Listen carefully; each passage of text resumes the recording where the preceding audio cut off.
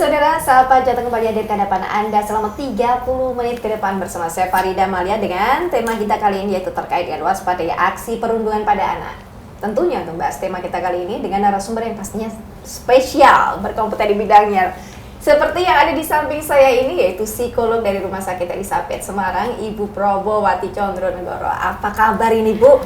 Kabar baik, sehat, senang sekali ya. Senang sekali. Bisa ngobrol. Oke, ya, ketemu lagi ya. Alhamdulillah. Bu Probo, seperti yang kita ketahui ini beberapa waktu ini kan memang kita dikagetkan dengan sejumlah aksi seperti yang kemarin kejadian di Demak, yang siswa menganiaya gurunya, membacok gurunya, kemudian belum selesai itu tambah lagi yang di Cilacap ini. Cilacap itu kan viralnya benar. Viralnya memang cukup membuat miris ya, Bu. Apalagi ini anak-anak siswa ini baik pelaku maupun korbannya sama-sama SMP, masih duduk di bangku SMP, dan ini kan menjadi perhatian banyak pihak. Kok bisa aksi seperti ini pada anak-anak yang nantinya menjadi generasi kita, menjadi tonggak kita ini. Terus sebenarnya ini pemicunya apa? Kalau pemicu nggak mungkin satu dua kan ya, Bu ya. Banyak banget. Pemicunya apa sih supaya masyarakat yang di luar sana bisa mengantisipasi? Kalau menurut pengamatan, menurut pengalaman saya dalam menangani klien, biasanya awal adalah dalam keluarga. Ada komunikasi yang tersumbat di sana. Jadi anak-anak, apalagi kalau kita lihat anak-anak SMP itu kan besar belum diakui, belum kecil sudah kebesaran, nanggung ya, berarti nanggung. Jadi dia ingin mengaktualisasikan diri, tapi aktualisasi diri yang kayak apa sih, nggak ngerti. Anak-anak seperti itu akan bangga sekali kalau dia punya kelompok geng, geng ini, geng ini, geng ini, ini tukang rokok, ini tukang apa itu.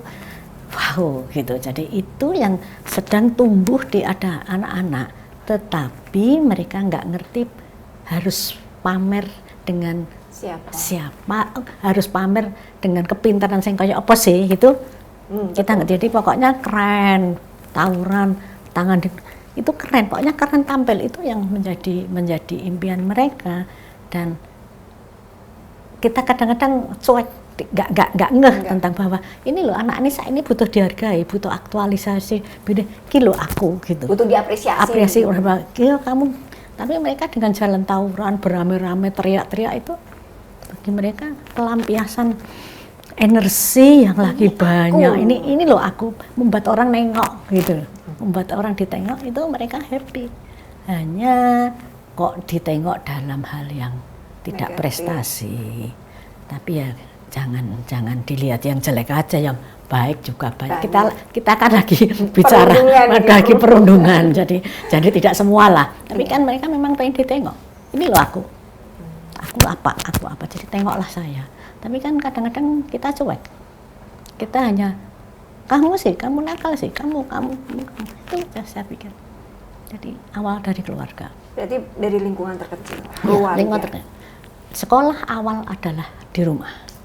Sekolah awal itu yang selalu saya ingatkan pada orang tua. Sekolah awal, kalau fondasinya bagus, ibarat rumah, fondasi bagus, ke depan bagus. Tapi kan kadang anak kalau di rumah mungkin ini tenang, landai gitu. Kan kadang orang tua juga nggak menyangka kalau ini anaknya tenang di rumah, landai, tapi di sekolah berubah, beda. Itu sebenarnya enggak juga. Kalau kita waspada. Bisa kita bisa lihat, karena lah bonding, makanya kembali lagi komunikasi, ada bonding antara orang tua. Kadang-kadang kita nggak sadar, saya juga orang tua, kadang-kadang nggak sadar kalau datang kan, bagaimana nilaimu, bagus nggak? Gitu kan. Padahal kan misalnya tanya, gurumu cantik nggak? Biar bapak aja nih. Happy nggak? Happy nggak? Kamu happy nggak? Temenmu kayak apa nggak? Itu kan oke dulu baru cerita, gitu kan. Dan need order orang tua itu kan kamu harus itu ya. Jadi tuntutan, sehingga anak-anak kan kadang-kadang nggak bisa cerita pada orang tuanya bahwa nanti dimarahi. Orang tua kan model orang tua pikir anak di mindsetnya tuh orang tua ini mestinya neni suruh menjadi ini itu kan, jadi sehingga agak ada dia bisa merdeka kalau kumpul dengan kelompoknya. Di rumah ya manis, manut anak mama. Tapi begitu luar baju jati dirinya jati dia keluar. gitu. Di tas ada kaos, di tas ada senjata, kita nggak ngerti. Ini yang sering terjadi seperti itu, sehingga kita memang harus asah peka. Orang tua ada di rumah, ya udah di rumah. Berarti bukan alasan kalau orang tua sibuk gitu, enggak. Orang tua kalau menurut pengalaman saya di Poli, antara orang tua bekerja dan orang tua tidak bekerja, kalau nakal sama saja. Kalau ibu tidak bekerja, ibu masalahnya ini. Kalau ibu tidak bekerja memang 24 jam. Enggak juga kan? Betul. Ibu juga perlu sosialisasi, anak juga. Tapi rata-rata kalau yang disalahin kan, ibunya bekerja, padahal ibu di rumah pun belum tentu. Ini sama-sama. Jadi kadang-kadang yang kena getah ibu bekerja, padahal enggak juga. Bagaimana komunikasi? Mungkin malah yang ibu bekerja waktu yang sempit itu justru lebih efektif. Sekarang bukan kuantitas kan, betul, kualitas ini yang harus lebih awal diperhatikan sebelum kita jalan ke sana, jauh ke sana. Komunikasi yang bagus, asah peka, ditanya kamu maunya apa sih, bukan kamu harus, bukan. Kalau ada masalah, kamu apa sih? Biar anak aku mau bla bla bla, sehingga kita masuknya lebih enak. Tapi kalau kamu harus kan berarti kita harus mensejajarkan, misalkan dengan anak tuh ngobrol seperti kayak teman, jadi sahabatnya dia, supaya dia mau keluar unek-uneknya apa, bisa cerita, bisa curhat seperti itu ya Bu Propo ya. Terus ini kalau misalkan mereka banyak kegiatan, kan orang tua berharap dengan banyak kegiatan tuh mereka tidak terlalu hal-hal yang negatif. Tapi jika itu akhirnya pun juga melenceng, itu bagaimana? Kita akan bahas usai jeda pariwara berikut ini.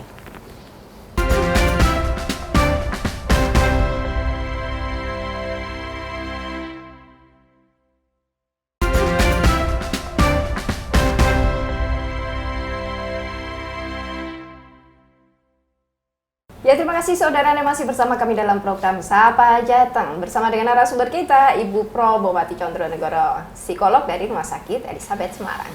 Bu, kalau tadi kita kan sudah bahas pemicu menjadi anak-anak menjadi mudah melakukan agresif seperti itu, aksi perundungan yang tidak patut untuk dicontoh seperti menyalurkan energi yang berlebih aktif tapi kebablasan gitu ya kalau remnya nggak pakem, remnya kurang terlalu gaspol gitu sampai ini. Nah, itu tadi kan kita bahas yang anak-anak yang tadi, kalau misalkan orang tua kan pinginnya anak ini tetap dalam koridor positif supaya dia tidak melakukan hal negatif di luar pulang sekolah, diberikanlah kegiatan-kegiatan ekstrakurikuler ini, ikut les ini. Ini efektif nggak untuk meredam supaya anak-anak ini seperti tidak melakukan hal-hal yang negatif seperti itu? Jawabnya saja dua, ada ya dan tidak. Iyanya jadi mereka terkontrol, tidaknya kapan dia menikmati masa kanak-kanaknya. Nah, karena SMP ini usia terus les kan, jadi orang tua hanya mencetak IQ. SQ, EQ tidak diperhatikan. Padahal kalau kita teori lagi, menurut teori orang sukses itu IQ itu hanya 20%. IQ 20%. Yang 80% itu SQ dan EQ. Bukan berarti ya wis bodoh ben, bukan. Tapi bagaimana orang EQ menghargai orang tua, menghargai waktu itu SQ dan IQ. Bukan bagaimana dia ke gereja saben minggu atau sholat 5, tapi bagaimana perintah Tuhan itu kita jalankan dengan semangat cinta kasih, dengan menang aplikasi. Iya. Ini yang kalau les ya bener, pinter sih, oke. Dia tidak melenceng, tapi dia akan kehilangan masa kanak-kanaknya. Sehingga kalau masa kanak-kanak hilang, ketemunya sesudah jadi bapak-bapak kayak gitu, nakal gitu. Nakalnya telat gitu katanya. Iya, itu tadi. Ini kan masa-masa yang harus dinikmati. Makanya harus ada keseimbangan, ada diskusi kalau menurut saya. Ada diskusi. Dan kita kalau seperti ini kan kita sempat lihat juga kemarin beberapa cuplikan di berita. Ini dari kepala sekolah juga menyampaikan bahwa pelaku perundungan yang ada di SMP Cilacap ini adalah siswa yang punya bakat, baik di pramuka, juara di Taekwondo Kabupaten juga, kemudian ada beberapa prestasi lain. Apakah ini apa ya? Bagaimana siswa ini mungkin untuk mengaplikasikan keaktifannya ini mungkin beda caranya, atau memang harusnya memang tetap perlu pengawasan seperti itu, disalurkan benar-benar disalurkan gitu. Karena jangan dia, sampai sembarangan merundung gitu. Dia kan Taekwondo kan hero kan. Ini aku lebih dari teman-temannya, sehingga kalau dia merasa punya kelebihan yang lebih dari sekitarnya, dia akan pasti jadi pemimpin. Sehingga kalau ada orang mengaku anggota, nggak mau kan, karena anggotaku harus bla bla bla. Saya juga. Dia punya kriteria mungkin. Iya. Mungkin itu yang kita tidak tahu kan. Jadi marah, dan karena dia punya kekuatan fisik, ininya enggak, kecerdasan emosinya mungkin bukan tidak, kurang terasah, sehingga yang menang adalah ototnya, kekuatannya, menyalurkan agresivitasnya, menyalurkan energinya yang berlebih dengan cara, dan ada kebanggaan bisa membuat orang, kadang-kadang kita kan lihat orang senang banget lah, lihat membuli orang itu juga senang juga. Saya pikir itu, jadi ada hero di situ, ada Milo. Sekolah bilang, oh itu yang kemarin. Tadi gitu kan, ini yang dia juara taekwondo, yang juara apa kan itu. Iya. Berarti kan peran sekolah di sini apa, Bu? Misalkan ada lebih, kalau bimbing dari BK sendiri pasti udah ada lah ya. Ada peran ekstra lagi nggak dari sekolah supaya mencegah aksi-aksi seperti itu? Kalau orang tua sudah pasti lingkungan. Ya, komunikasi kembali. Ada komunikasi yang apik antara orang tua, sekolah, dan anak-anak. Misal ada perubahan anak-anak hari ini kok pulang sekolah, ada mungkin orang tua bisa kontak sama bu guru, atau betul, anak ini prestasinya belajar kok menjadi turun, kok murung, tanya orang. Jadi tidak kita nyekolahkan anak bukan sekolah kayak wis pasrah, enggak juga. Demikian juga sekolah, bahwa di rumah itu juga sekolah. Jadi harus ada kerjasama. Ini kalau kita tarik semua ke belakang adalah komunikasi yang tersumbat. Masing-masing merasa aku sudah kok itu aja. Tapi bagian sudahnya, kliknya nih nggak nyampe gitu. Ya ini bener. Makanya kalau kadang-kadang saya bilang orang tua ini ibaratnya sayur sop yang enak, anak-anak sekolah rawon yang enak, dicampurkan mutah-mutah. Iya kan? Jadi nggak enak kan? Tetapi kalau saat ini sayur, tapi ada komunikasi. Oke lah, saat ini sekolah menjadi ayam gorengnya, ayam budeng budi tadi ya. Ya lauknya, ini rawon, ini jadi telur. Ini kan berarti kerjasama, anak bisa dan ini anak-anak makan pun menjadi enak. Tapi kalau masing-masing orang tua opor gitu campur, iya kan ini masing-masing merasa ini anakku yang tahu. Guru ngomong ini di sekolah begini kan nggak ada kerjasama. Iya, nggak ada titik temu. Nggak ada titik temu. Terlebih ini masuki dunia digital. Nah, ini yang paling menjadi momok buat semuanya, baik sekolah maupun orang tua. Ini kan menjadi ini ya, untuk menangkal dari apa yang masuk digital. Ini kan semuanya untuk menyaring itu tidak mudah. Ini bagaimana seperti itu? Pengaruh nggak ke sekolah? Oh pasti kan. Tetapi kita nggak bisa menghindari itu. Betul. Jadi bukan salah HP-nya, salah yang megang. Bukan salah HP-nya, iya. Salah yang megang. Dan kita pun juga harus tahu bagaimana saat ada mau kamu boleh main ini jam berapa gitu ada. Karena apapun cara pegang HP pun secara anatomi pun nggak mungkin kan mau belajar gini pasti nunduk begini. Secara anatomi pun dia juga nggak mata juga lah. Ini pun harus didiskusikan. Kenapa sih mah nggak? Anak sekarang kan kalau nggak tahu alasan nggak akan. Kenapa kamu nggak mau? Kamu kenapa nggak? Karena begini. Komunikasi. Jadi anak-anak pasti lebih senang HP daripada orang tua, daripada guru. HP tidak pernah marah. Bu guru marah, Pak guru marah, orang tua menghukum. HP diem kan? Jadi dia bisa lihat macam-macam. Dan jangan dikira jadi remaja sekarang seneng nggak? Stresornya banyak. Karena godaan di ini barang yang bagus lah, film yang bagus lah, film Korea yang yang Belum lagi rambutnya mereka pengen menjadi pindah sosok sosok yang seperti ada itu. di Nah, Oke. ya. Nah, kita akan bahas ini kalau tadi penyebabnya tadi udah disampaikan oleh Bu Probo, kemudian penanganannya. Nah, kita akan bahas terkait dengan antisipasinya seperti apa sih? Kan jadi semua menjadi takut lah, khawatir, jangan sampai hal seperti itu terjadi lagi ya. Oke, kita akan bahas usai jeda pariwara berikut ini.